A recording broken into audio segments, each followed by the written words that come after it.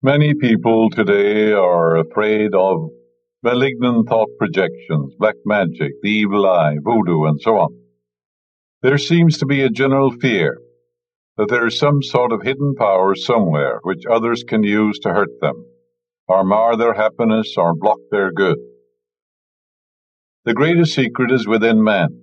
You will truly lead a full and happy life when you awaken to the greatest of all truths. It's called the great secret of the ages. It is expressed in Deuteronomy, the 6th chapter, the 4th verse. Hear, O Israel, the Lord our God is one Lord.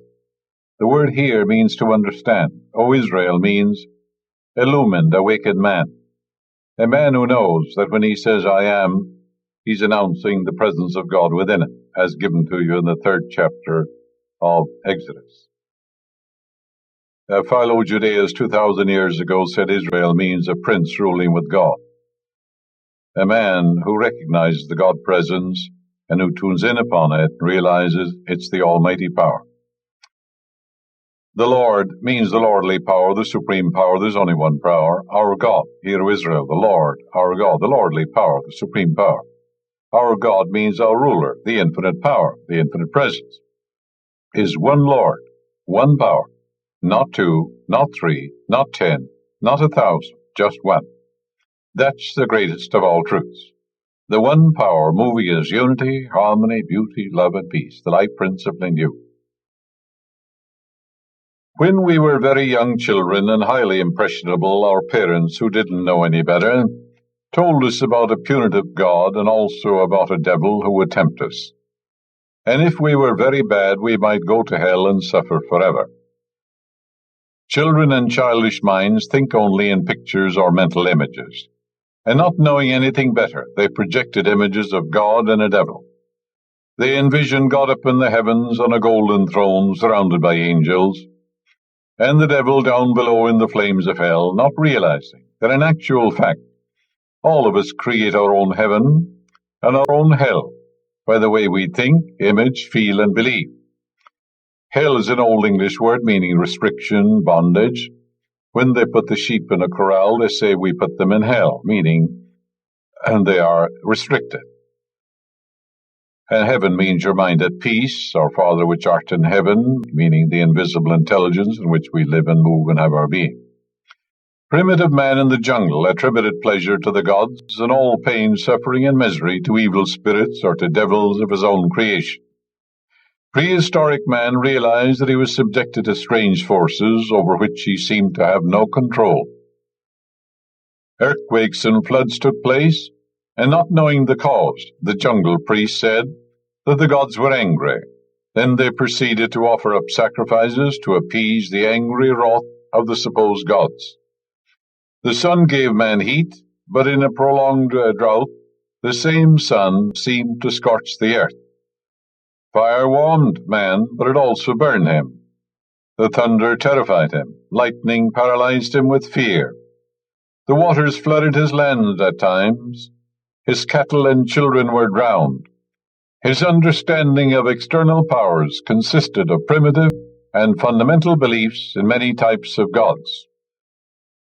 From this crude and ignorant reasoning, primitive man proceeded to supplicate the intelligence of the winds, the stars, and the waters, hoping they would hear him and answer his prayer. He proceeded to make offerings and sacrifices to the gods of the wind and the rain.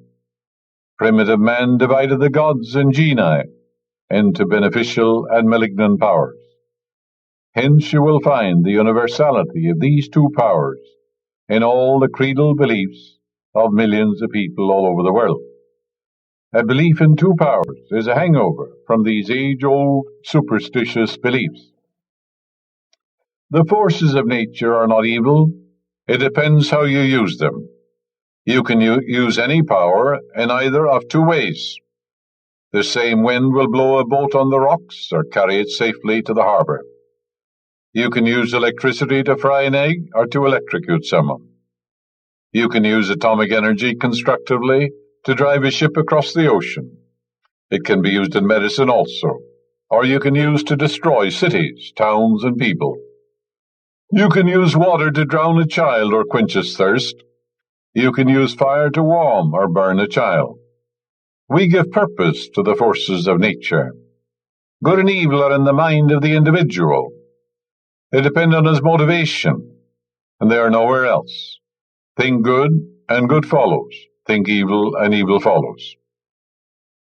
Judge Troward, author of Edinburgh Lectures, and many other books, stated in 1902, once you admit that there is any power outside yourself, however beneficial you may conceive it to be, and you have sown the seed, which must sooner or later bear the fruit of fear, which is the entire ruin of life, love, and liberty.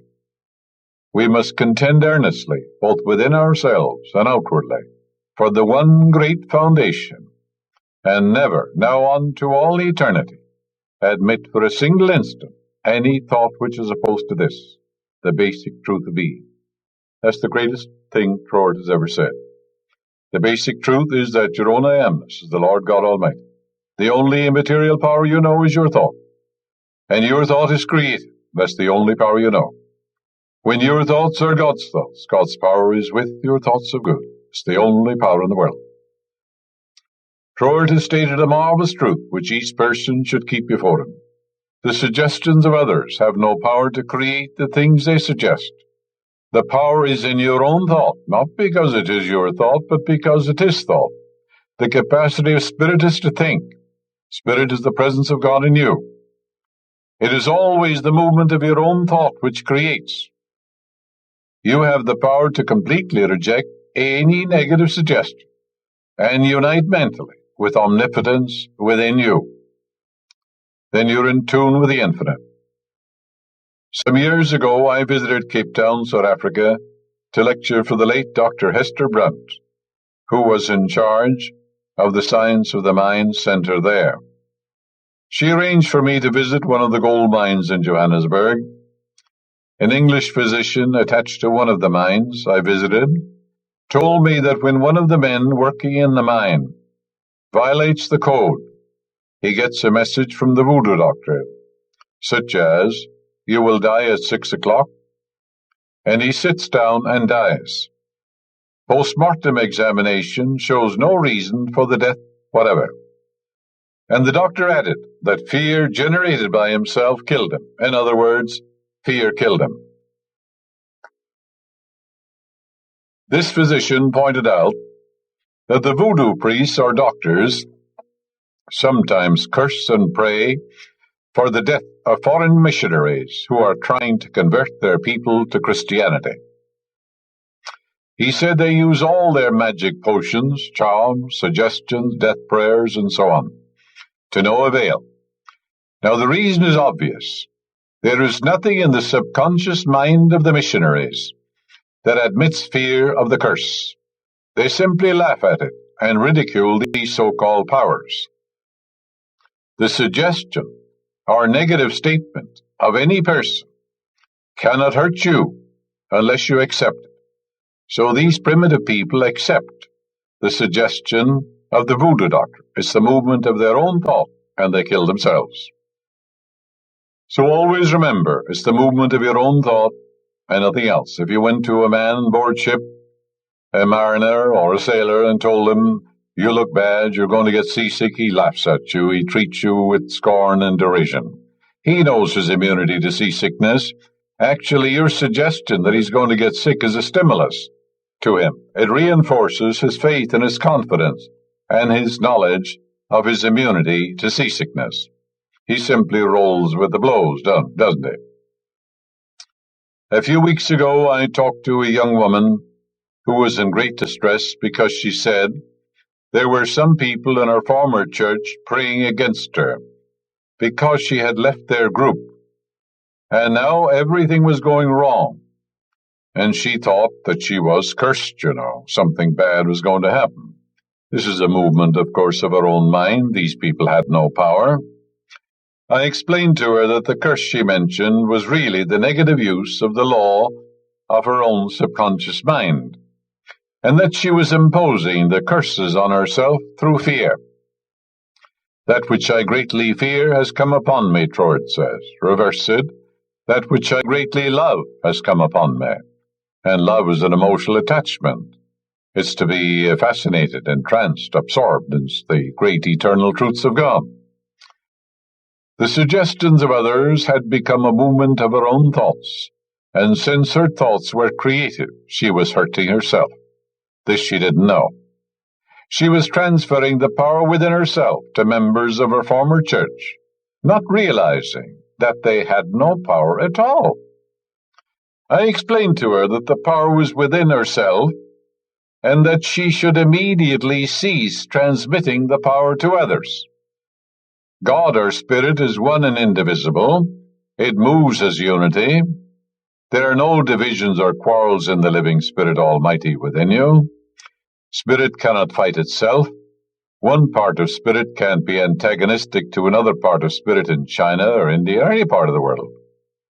And all she had to do was align herself with the infinite ocean of life and love within her, and give it her allegiance, devotion, and loyalty. Then nothing would happen to her. She began to affirm, I dwell in the secret place of the Most High, and I abide under the shadow of the Almighty. I will say of the Lord, He is my refuge and my fortress, my God. In Him will I trust. This, of course, comes from the 91st Psalm. I added to this, look at those people as extremely ignorant, and have compassion on them. The real and ultimate power is the great affirmative, which is constructive. They are using suggestions, which is a power, but not the power, which is God, which moves as harmony, beauty, love, peace, which moves as omnipotence, as omniscience, as the omni-action of the One, the beautiful and the good. Remember, a suggestion has no power unless you give it power. Join up consciously with the infinite love, life, and power within you, and constantly realize God's love surrounds me, enfolds me, and enwraps me. I bear a charmed life. The spell of God's love envelops my whole being. Whenever I think of the church people, I will immediately affirm, I loose you to God, and I let you go. Practicing the above simple truths, she was at peace, and actually laughed at herself for giving them power. After about a week or so, she heard that 5 of these women became extremely ill, and that 1 had passed on. This young woman no longer received their negative thoughts and vibrations, and their evil thoughts returned with double force to themselves. This is called the boomerang. And believe me, it's a boomerang. Some months ago, I listened to the story of a woman in Honolulu who said that she had married outside her race and religion, and that since her father was a kahuna, a native priest, and had magical powers, he was determined, through sorcery, to break up her marriage. The explanation is oftentimes the cure.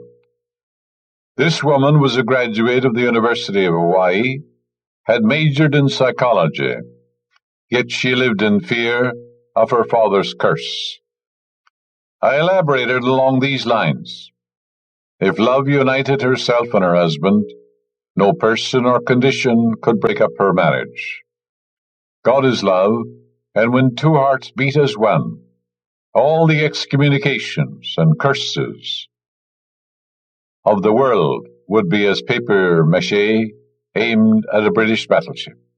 It's like taking a pea shooter and firing at a dreadnought or a great battleship. The susceptibility to impressions of our subconscious mind, coupled with the negative use of our imagination, has partially paralyzed millions of people who can't think straight. She was laboring under the delusion that her father's sorcery, which is negative use of the mind, was potent and would succeed. I told her the story of Plotinus, who lived over 1700 years ago. An Egyptian priest visited Plotinus one of the great illumined men of the ages. The priest imposed a curse on Plotinus. That is, he mentally concentrated on a death wish for Plotinus and aimed it mentally at Plotinus. Plotinus knew the trick and also knew that the foolish priest thought he had power. There is no power in a negative suggestion or a curse or imprecation hurled at you by any or all the priests in the world, unless you are dopey, foolish, and ignorant enough to accept it. Plotinus sensed his oneness with the God of love. He had many internal illuminations.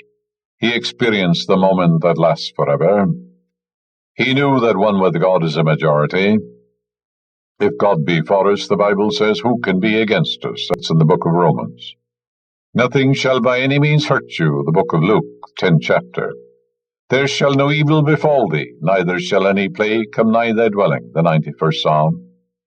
I will fear no evil, for thou art with me, the 23rd Psalm. The Psalms being songs to God. It is recorded that the curse recoiled, and finding no place in Plotinus, boomeranged on the Egyptian priest who had tried to impose it. He fell into a fit and collapsed at the feet of Plotinus. Plotinus had pity on the priest's ignorance and took him by the hand and raised him up. This priest recognized the one power and became a devoted disciple of Plotinus. This explanation took a great load off the mind of this Hawaiian woman. She said to her father, Dad, I am no longer afraid of you. You are to be pitied. You think you have power, but all you are using are negative suggestions. And what you suggest or wish for another, you are creating in your own experience. The power is within me, and I know my oneness with God, the one who forever is. His love surrounds us and watches over us. Whenever I think of you, I affirm, God is for me, no one can be against me. I am free. She blessed her father, loosed him, and let him go.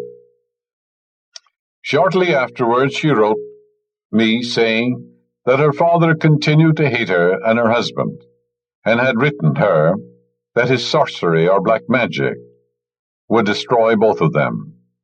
She paid no attention to his threats, and in a few weeks he dropped dead on the street. She said that her daddy had killed himself with hatred, and she was right. For hate murders love, peace, harmony. It's a denial of the divine presence within you. Hatred, jealousy, and hostility kill love, peace, harmony, joy, vitality, and goodwill. All his negative, destructive thoughts recoiled on himself, and the double blow proved too much for him. Whatever you wish for another, you create and manifest in your own body and experience.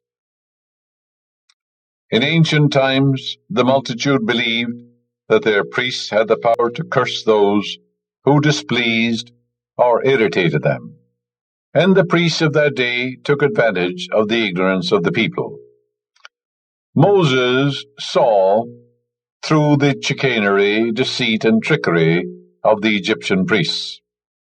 They were completely dumbfounded by him.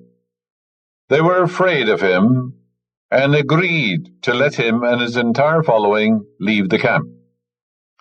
Moses taught the oneness of the spiritual power. The belief and faith of the Egyptians was built on a belief in many powers.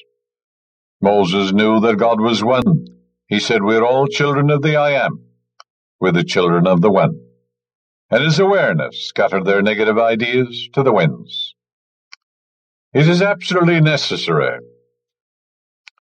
that you get this straight, that harmony, beauty, love, peace, joy, and all the blessings of life come from the one source. There's only one power.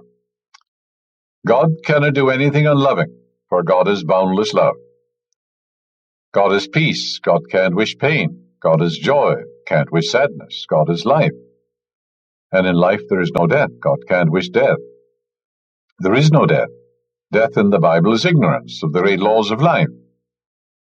God cannot wish pain, for God is absolute peace. And God cannot wish sorrow, for God is absolute joy. For God is life, and that is your life now. That's why Paul says, I die daily. We die to the false beliefs of the world. Man is considered dead in the Bible when he doesn't know that God indwells him, walks and talks in him. When he doesn't know that thoughts are things, what he feels he attracts, what he imagines he becomes. When a man doesn't know these things, he's called dead in the Bible, because he's dead to the truth of being. All so-called curses, sorcery, black magic, Satanisms come from the frightfully ignorant belief in a suppositional opposite power. There's only one thing to do, and that's have compassion on these people. They have no power. They're frightfully ignorant. There's only one power, one God, not 2, 3, or 1,000, just one. To believe in an evil power to challenge God is based entirely on a rank superstition, ignorance, and fear. Ignorance is the only devil, and all the suffering in the world is the consequence of that one thing, ignorance. When men use the one power constructively, harmoniously, peacefully, and joyously, they call it God. When men use the power ignorantly, negatively, and foolishly, they call it Satan, the devil, evil spirits, misery, and suffering. When you turn to the living Spirit Almighty within you, and open your mind and heart, and daily affirm, God is, and His presence flows through me, as harmony, beauty, love, peace, joy, and abundance. God watches over me, and I'm always surrounded by the sacred circle of God's eternal love. And when you give complete allegiance, loyalty, and confidence to the one power within, you are called Israel in the Bible. The Bible says, surely there is no enchantment against Jacob. Jacob means a man who's awakening to the power of God within him. Neither is there any divinity against Israel. Israel is a man who walks with God, and who is in tune with the infinite, and calls upon the God presence and knows that when he calls it will answer. 'Twill be with him in trouble, 'twill set him on high, because he hath known his name. A man who recognizes the supremacy of the Spirit and the power of his own thought will find that all his ways are pleasantness, and all his paths are peace. It's a wonderful thing to know. Know that God is the only presence and power. Cease going around in circles. Keep your eyes on the bead of God's glory and move forward in the light. Cease going through life like a stereotyped machine, repeating the same old cliches, thinking the same old way, and reacting in a mechanical way. When your car becomes old, you get a new one, for much the same reason from time to time. You get a new suit of clothes, a new home, perhaps a new and better office. What about acquiring a new vision, a new image of yourself, a new awareness, a new interpretation of life, a new knowledge of the inner meaning of the Bible, and learning the greatest prayers in all the world incorporated in the Bible? Expect the best. Look forward with anticipation to a most glorious future. Believe it is possible. Live with the new image of yourself, and you will experience the joy and thrill of the fulfillment of your dream. What are you aware of today? What is the level of your perception? You are looking at members of your family. You see your wife, your husband, your children, and you hear them speak. Yet there are many things in your home of which you're not aware. You know, if you turn the dial of a television set or a radio, you would hear voices and music which are here now. But are you aware of the divinity within you, which can heal, inspire, lift you up, reveal your hidden talents to you, and literally work miracles in your life? This untapped power is always there. Begin now to use it. Dr. Lothar von Blanksmith, an aerospace scientist, member of the Rocket Society, who lives near me, he's one of our ushers also. He told me that whenever he has a problem in the engineering department at Lockheed, where he does research work relative to space projects, he stills the wheels of his mind and affirms quietly, "Infinite intelligence within me casts light on this project." And suddenly his mind is illuminated with the answer, which sometimes appears as a graph in his mind. Infinite intelligence within him responds to his requests. You must move mentally from the old patterns of thought, and in the realm of your own mind, dwell on the way you want things to be. If you want to go to San Francisco, you obviously must leave Los Angeles. Likewise, if you want to be a happy man, a joyous man, spiritual-minded man, a successful man, a prosperous man, you must leave behind, yes, the old grudges, peeves, negativity, and self-denunciation, and get a new self-image. Picture yourself as the man you want to be. Be faithful to the new image, and it will sink down by a process similar to osmosis to your subconscious mind, where it will gestate in the darkness, and after a while it will come forth in your experience as the joy of the answered prayer. You will become a new man in God, and you will go from glory to glory.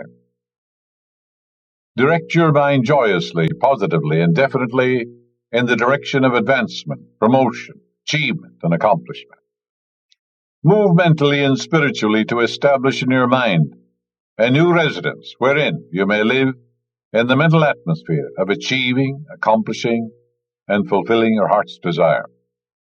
Your assumption that the new image of yourself is real, and you're sensing the reality of it in your mind, will cause your idea to gel within you, and thereby become a living fact. Don't go home or to work the same way every day. Don't read the same old newspapers all the time. Don't talk the same old way. Avoid the cliches of your everyday speech. Get a new set of friends. Get a new friend every day. Go home by a different route. You may perceive opportunities and values you never saw before. Think about everything and every person from the standpoint of the one power, and you will achieve and accomplish mighty things. Realize there is one power, one presence, one cause, one substance. Everything is made inside and out of it. God is, and all there is God. The presence and power are within you, flowing through you as harmony, health, peace, joy, right action, abundance, true expression, and inspiration. Realize you're a clear channel for the divine, and know that as you think and feel these truths, you will experience all the blessings of life. Make it a habit to meditate on the wonders of the infinite, and then marvelous things will happen in your life. Realize God is guiding you. There's right action in your life. The divine law and order govern your life. The divine peace fills your soul. Realize that God is love, and His love fills your soul now. Realize God is peace, and His peace fills your mind and body. God is wholeness and beauty, and that wholeness is flowing through you now. In Him there is fullness of joy. In Him there is no darkness at all. Heretofore He said, "You have asked for nothing. Now ask that your joy might be full. Come unto me, all ye that labor and are heavy laden. I, the Infinite, will give you rest. For it is the Infinite which lies stretched in smiling repose, and is waiting for you. It says, Call upon me, I will answer you.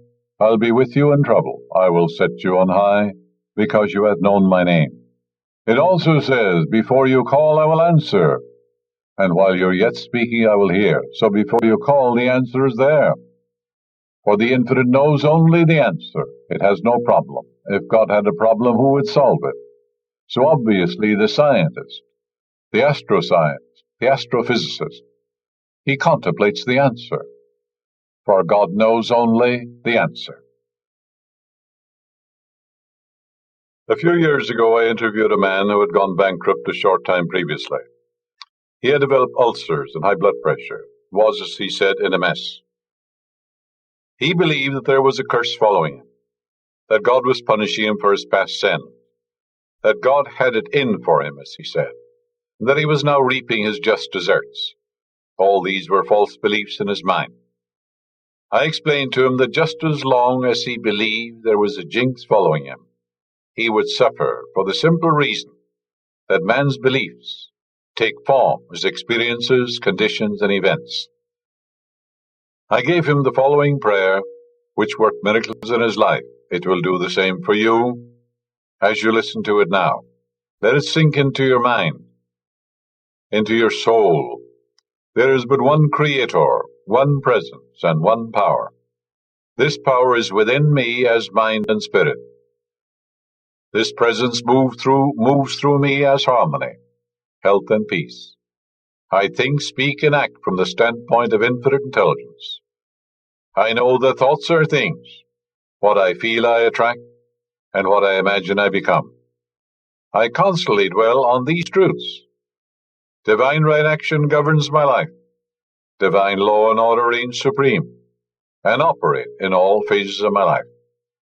Divine guidance is mine now. Divine success is mine. Divine prosperity is mine. Divine love fills my soul. Divine wisdom governs all my transactions. Whenever fear or worry come into my mind, I affirm immediately, God is guiding me now, or God knows the answer. I make a habit of this, and I know that miracles are happening in my life. He prayed out loud in this manner 5 or 6 times daily. And at the end of a month, his health was restored, and he was taken in as a partner in a growing concern. His whole life had been transformed. The new idea enthroned in his mind became his master, for ideas are our masters. And the new idea compelled him to express the riches of life, for the laws of your subconscious mind are compulsive. He was compelled to be a success. Yes, remember, ideas are our masters. We are controlled and governed by ideas. Enthroned in your mind the divine ideas suggested to this man, and watch wonders begin to happen in your life. Recently I talked to a woman who was being treated with ultrasonic therapy and aspirin for arthritis. She had been praying, but she said, every time I begin to think of health, harmony, and peace, the thoughts of incurability, pain, and deformity fill my mind, and I can't think of health.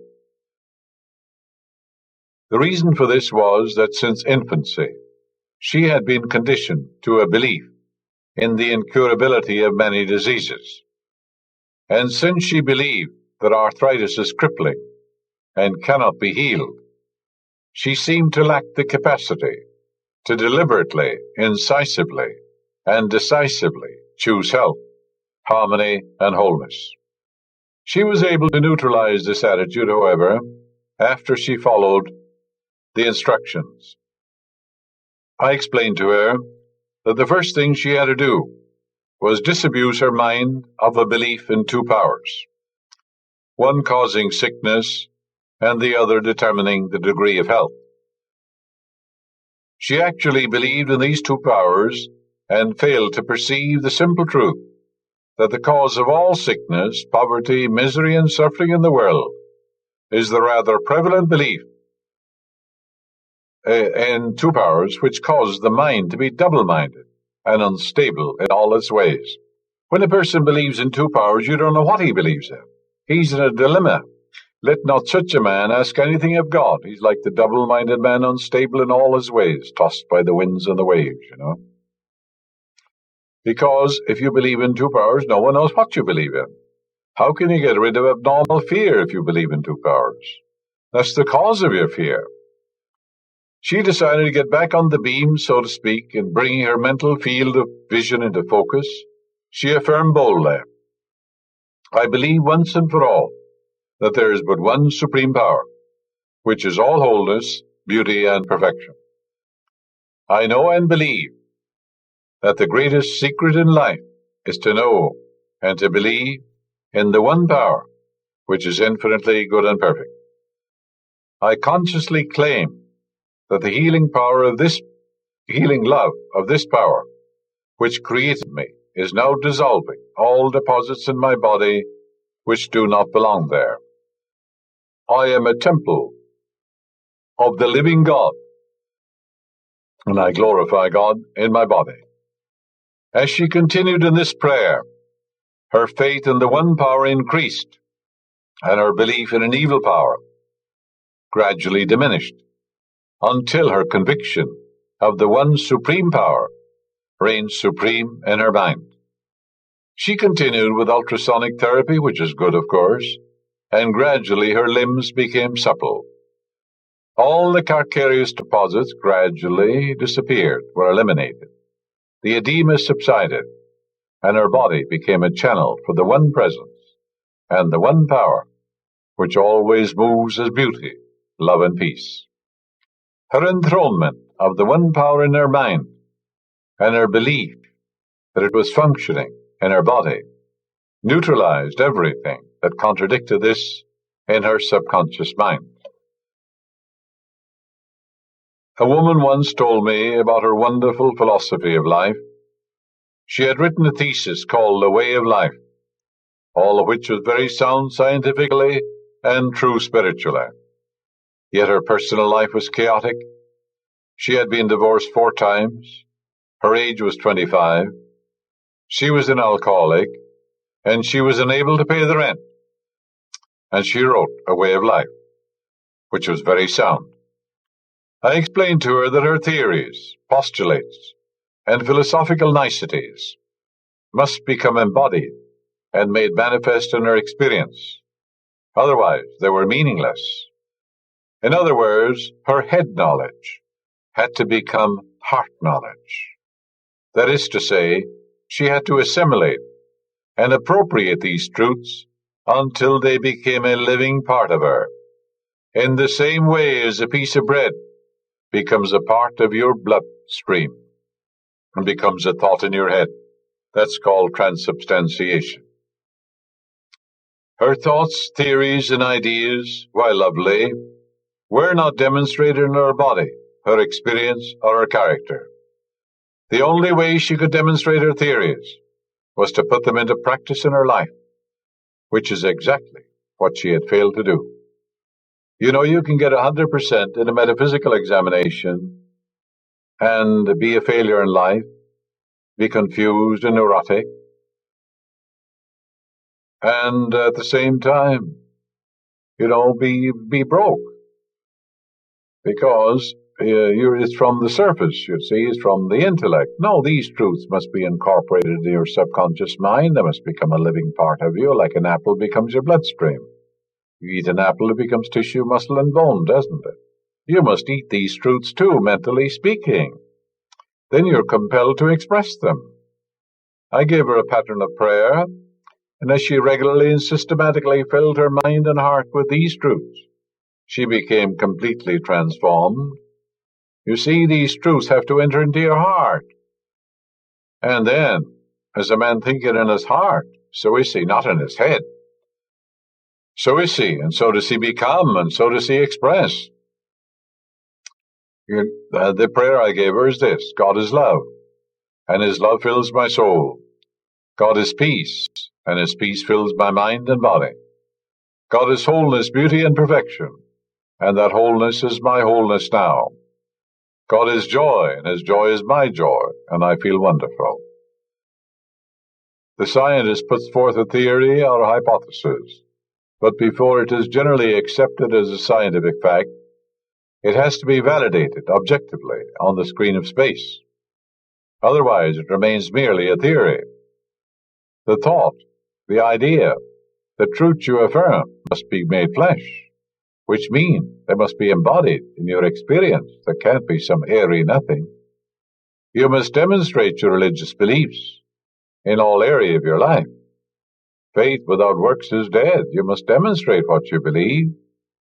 So the 100% in the examination means nothing. Your sister, who probably doesn't know anything about it, is leading a marvelous life because she has a rugged faith in the goodness of God in the land of the living. She believes in success. She believes in health. Perhaps she doesn't know anything at all about the mind, but she's practicing it. A man recently said to me, if God exists, why doesn't he stop war and crime and wipe out disease? You've heard that old story, I suppose. It has whiskers on it. This same cry is on the lips of many people. They don't seem to think at all. It has been that way down through the ages. Often you hear people cry, complain, whine, and say, why does God allow me to suffer so? Why did God visit the sickness on me? That's falderall, balderdash. It's just plain bunkum. Then they say, I'm so good. I follow all the rules and tenets of the church, and yet I'm suffering. I give candy to babies. I sing hymns in church. I read books, and all that. The answer is very simple. And it is that God, the universal power, which is infinite mind, infinite intelligence, and infinite life, indwells every man. And every time man thinks, he is using the creative power for good or for evil. You have volition, choice, initiative. Choose ye this day whom you will serve. All right. What are you thinking? Ralph Waldo Emerson said, man is what he thinks all day long. You're the thinker.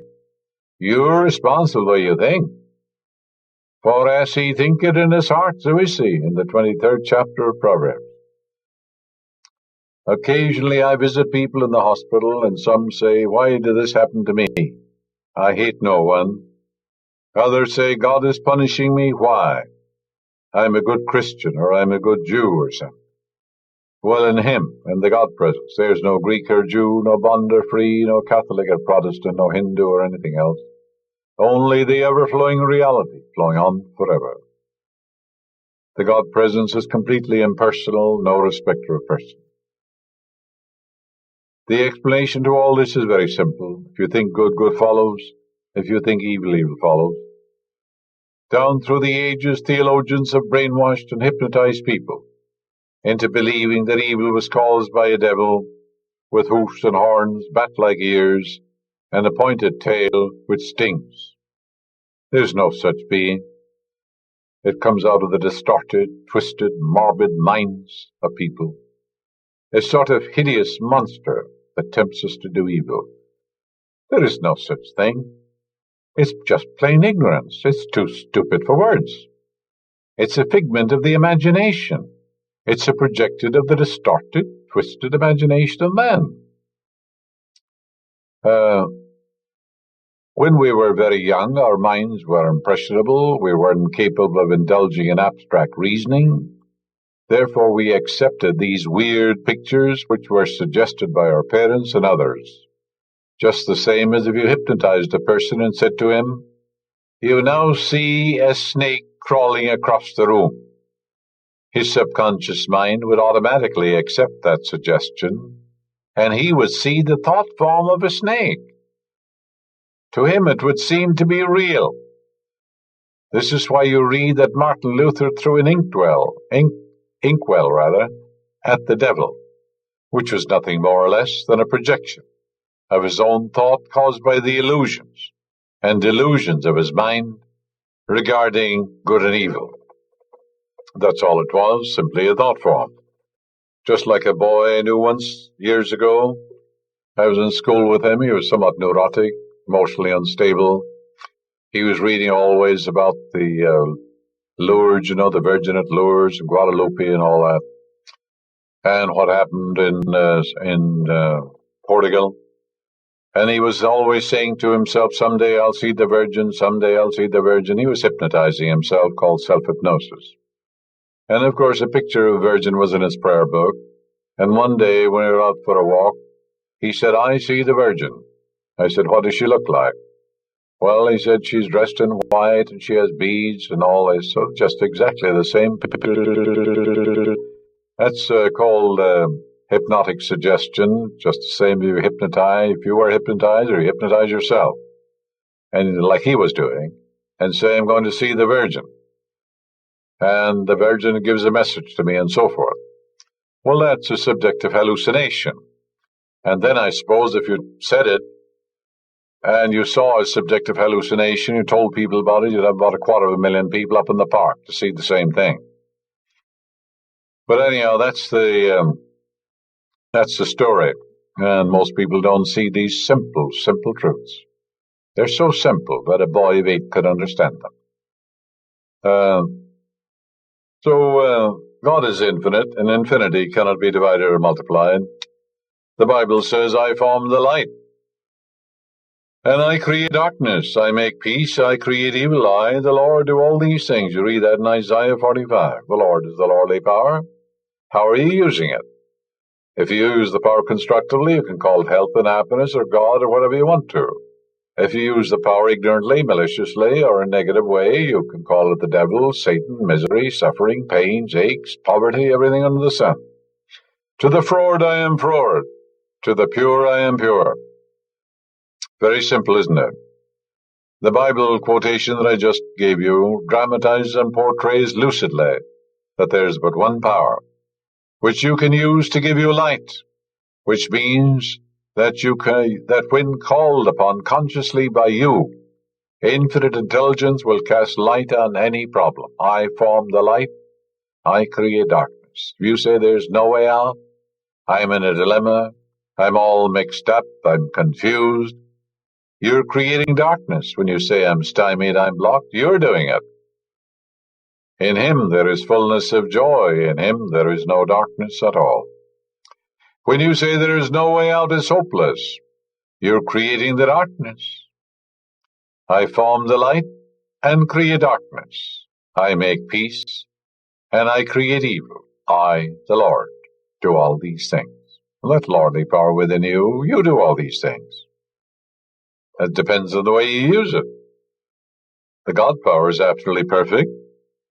How are you using it? How are you using electricity? How are you using your mind? How are you using water? By your conscious decree, when you have adopted this mental attitude, you're simply saying, infinite intelligence does not weigh the way out. Then you're an atheist. If you say, I'm stymied, I'm blocked, there's no answer, I'm all confused, there's no way out of this jungle, you are saying, infinite intelligence does not know the way out. At that moment, you're an atheist. You say you may believe in God? No. If you believed in God, God is the infinite intelligence. You would believe God that created all things, created the desert, created the jungle, created all things, knows all and sees all. This God presence doesn't need a compass. It doesn't need anything. It's all wise.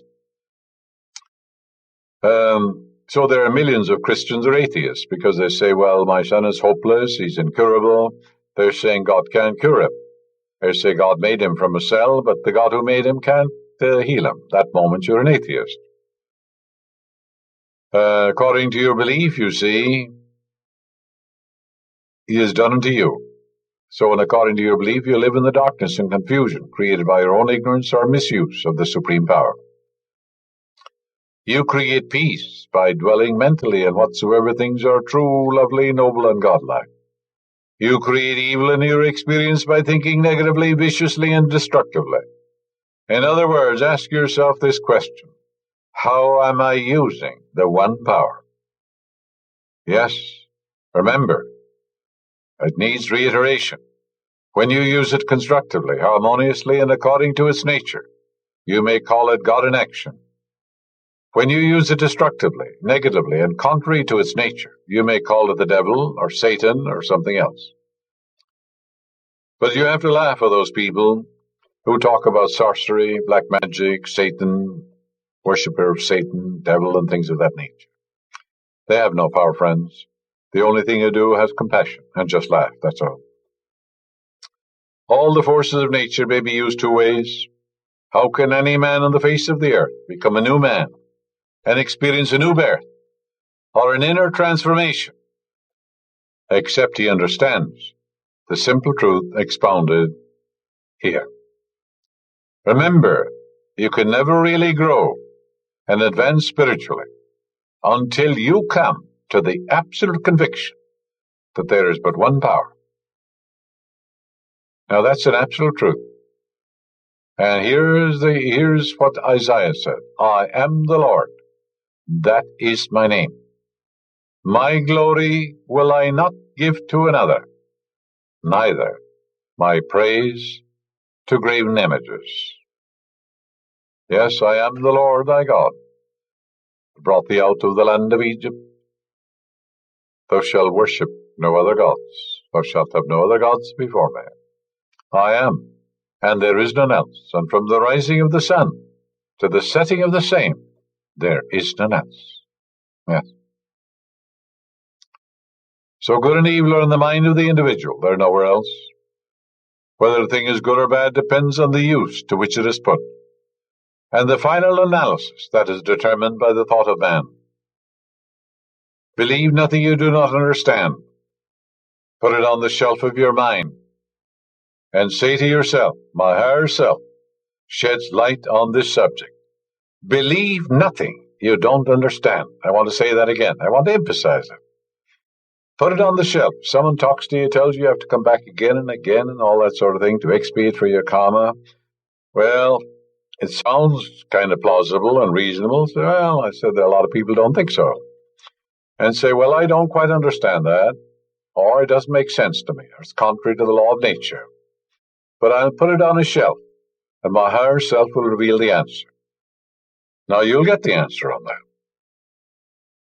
if you do it in that simple way. Every belief tends to manifest itself. For example, if you believe you have to come back again and again to this plane to expiate for your sins, you're definitely placing yourself in chains of bondage and thraldom. Oh, yes, you are. You can't deny it or circumvent it, because whatever you believe in your subconscious mind comes to pass. Your subconscious doesn't take a joke. Therefore, you are placing yourself in thraldom, in misery, and in bondage, and you cannot grow spiritually. So why should you think along these lines? Frankly, I don't understand it when people talk that way. I say, heavens, haven't they ever heard a word of truth? Don't they understand how the mind works? After all, isn't that the first lesson in the mind? Is done unto you as you believe.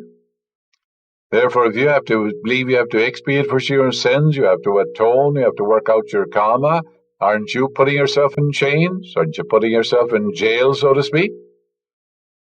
This God presence knows nothing about it. The God presence doesn't punish. It can't punish. All judgment is given to the Son. The Son is your own mind. You punish yourself. The life principle doesn't punish. It doesn't judge. It can't. If you burn yourself, you know that. It forgives you, doesn't it? It gives you new skin, new tissue, reduces the edema and the pain and everything else. Cut yourself, the same thing. It always seeks to restore you. Think big from now on. Enlarge your vision. Contemplate freedom, peace of mind, abundance, and goodwill to all. You become what you contemplate. Your new self-image has its own mathematics and its own power of self-expression.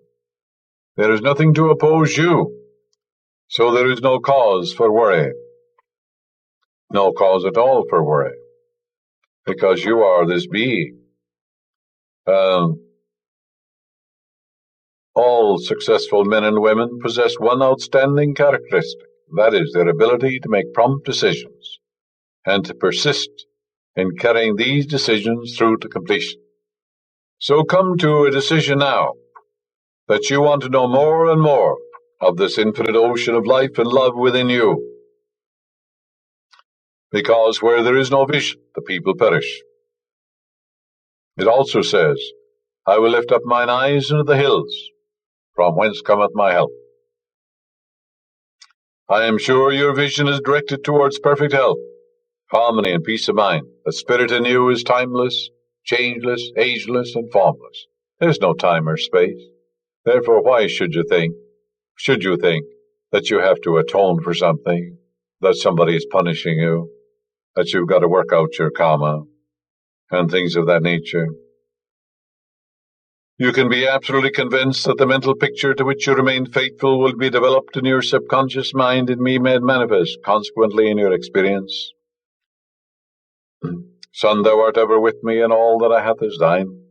This day, he said, thou shalt be with me in paradise, not tomorrow or next year or 20 years from now, but right now. The minute you turn to it in faith and adoration with love in your heart, it turns to you.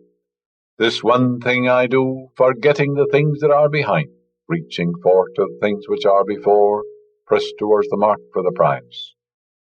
For the high calling of God, yes, the prize, of course, is health and happiness and peace of mind. But you forget the things that are behind. The past is dead. Nothing matters but this moment. When you change this moment and keep it changed, the past is dead. Your whole life is changed. A new beginning is a new end. That's the simplest of all truths.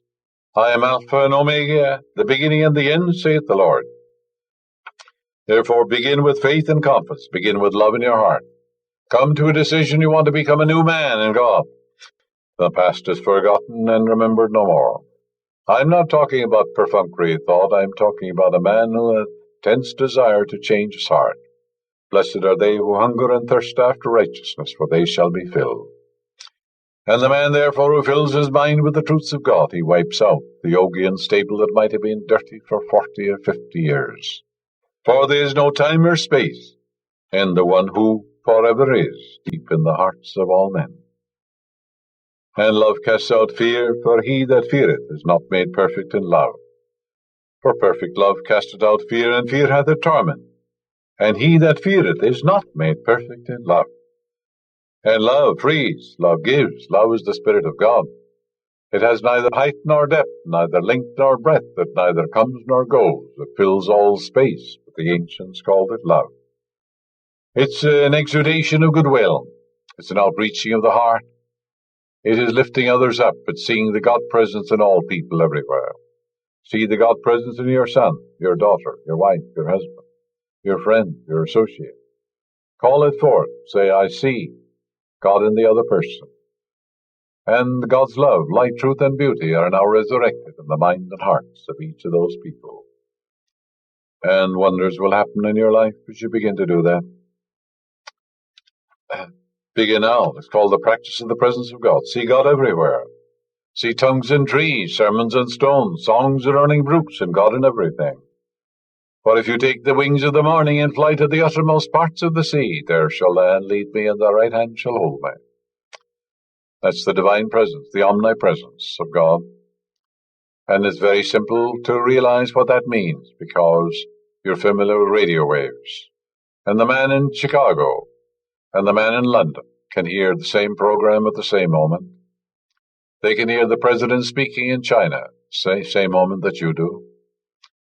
And likewise, there's the omnipresence of the infinite, presence within you, present everywhere. You don't go over the seas to find it. The word is nigh in thy mouth and thy heart, to will and to do. And the name of that word is I am, called the lost word. It's lost to millions. For millions do not know that when they say I am, they're announcing the presence and power of God within themselves, the greatest of all truths. What do you attach to the I am? Whatever you attach to I am, you become. It's called Om in India. Therefore, the presence of God is within you, for I am means being, life awareness. Means the presence and power of God within you, the living Spirit Almighty, the self-originating Spirit. The unconditioned awareness, unconditioned consciousness. It means all these things. It has no name. It's the nameless one. Ever the same in my inmost being, eternal, absolutely one, whole, complete, perfect, indivisible, timeless, changeless, and ageless, without face, form, or figure. The silent, brooding presence fixed in the hearts of all men. That's the God presence in you. Honor it, exalt it. This is what Paul meant when he said, therefore I put thee in remembrance, that thou stir up the gift of God within you. And God is the giver and the gift, and you are the receiver. But everything has been given. The only thing you can give God is to glory and honor, and faith and confidence and trust. Turn your eyes to the God presence. Keep your eye You rise on the beam of God's glory. You will rise higher and higher every day. You will go from power to power, from octave to octave, from glory to glory. God keep you on this path, now and forevermore.